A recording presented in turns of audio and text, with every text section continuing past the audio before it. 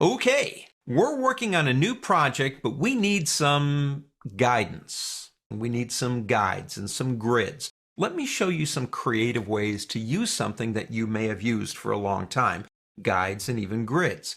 Let's start new. Go up the word File, select New. Choose Web as your profile, size 960 by 560, and just go ahead and click OK. We'll not make a big deal out of this. Come over here and pick up your ellipse tool and draw yourself an ellipse, or hold the Shift key down and make it a perfect circle. Notice the smart cursor? It's telling me exactly how big this thing is.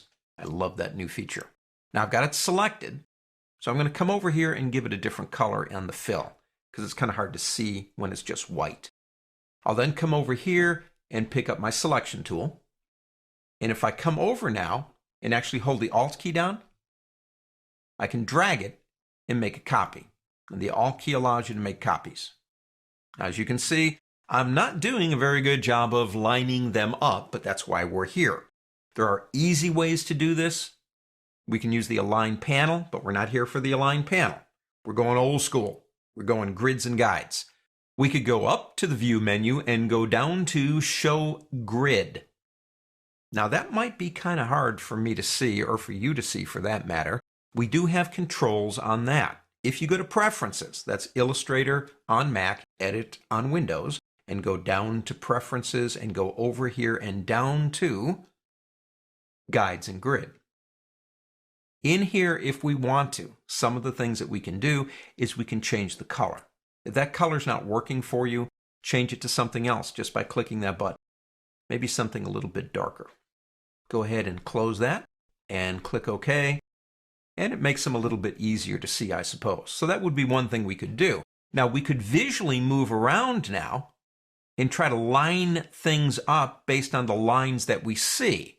However, if you go back to the word View and go down here, you have a Snap to Grid. Now what that means is once you move an object, as you can see, it's snapping to the grid points. And that's the only thing it will allow you to stop on, is those points. So that might be another way to work. Let's go ahead and turn that off for now. Hide the grid. Another area that's probably more comfortable and familiar to you are the rulers and the guides. Now to get to the guides, we need rulers. Shortcut is Control-R, or you can go to the word View. Either way, you've got to have your rulers open to get to the guides. Couple of things.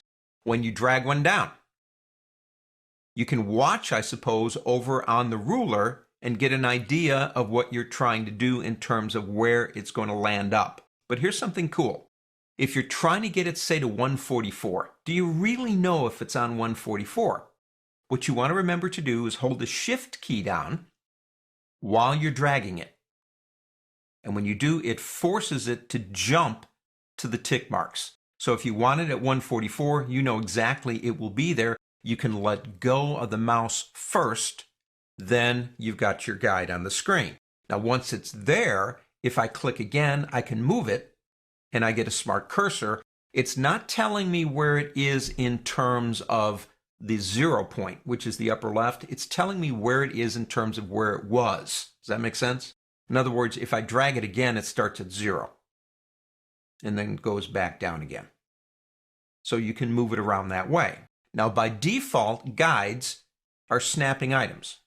So you can see it will snap. So I suppose this would be a very time-consuming, cruel way to make things line up. You could use that as a feature if you wanted to do it that way. We could line them up very easily. If you want to create a guide specifically at a certain place, you might try this. Select that guide. They are selectable objects.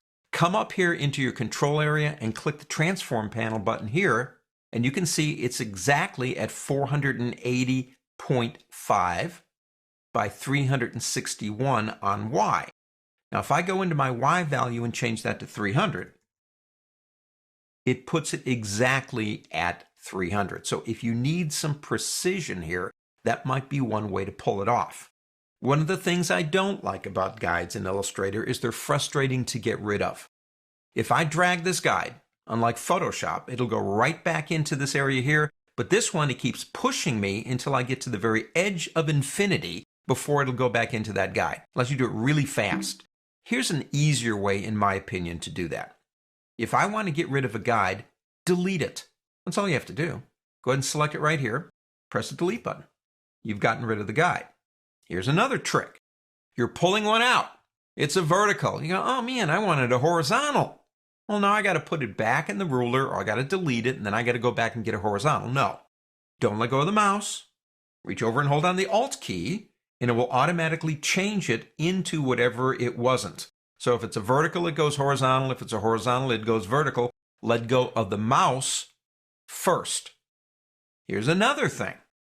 Guides are put into a layer. Unlike other programs like Photoshop, when you put a guide on the screen, it doesn't matter. These are actually in this layer right here. So if I want to do this, let me create a new layer, this button right here, and I'll call this new layer Guides. I'm going to drag it underneath. I'm going to select the guide. Now, when you select anything in Illustrator, we'll get more into this, you'll see a little blue square, or a little square actually, the color is depending on the layer. That square means I have the guide selected. If I click and drag it down to here, it actually places the guide in that layer. Guides are selectable and they can be put into layers in Adobe Illustrator. You can have, in a sense, a guides layer if you want. Okay, that's not all. Let's do this. Let's get rid of everything on the screen with a Control-A and a delete. We're starting all over again. With the screen blank, make sure you have Layer 1 selected. Let's go ahead and pick up our rectangle tool and draw a box that fits the whole area. Now it should snap to the corners, so you should be all right. Let's give that a bit of a color so we can see it better. Something light. I want to divide this box up into areas. Now we could have drawn the boxes separately using guides, but we've already done this. So go to the guides layer and drag down a guide. I'll just do one, but this is pretty cool. It's easy to do too. Hold down the Shift key and let's go right to 144.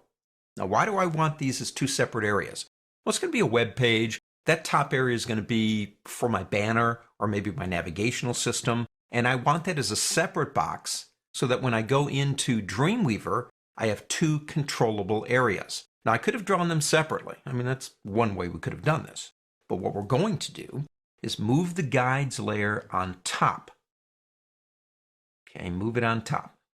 Now, pick up your selection tool and very carefully try to select that guide. Now you'll see a little square come up here just to make sure you do have it selected. Go up to the word View on the pull-down menu, go down to Guides and say, Release me. Release Guides. I'm free. What is it now? It's as if you drew a stroke. So the guide has been converted into a stroke. Now that stroke has no color. See down here? So let's go ahead and select this box and give it a color so we can see it. And there it is. Now here's the cool part. Select it again. Go up to the word Object on the pull-down menu. Go down to Path and select Divide Objects Below and watch what happens. We now actually have two separate boxes. These boxes were literally cut by that guide that we converted into a stroke. There are so many possibilities working with grids and guides, and we haven't even gotten to smart guides yet, but we will. On to the next.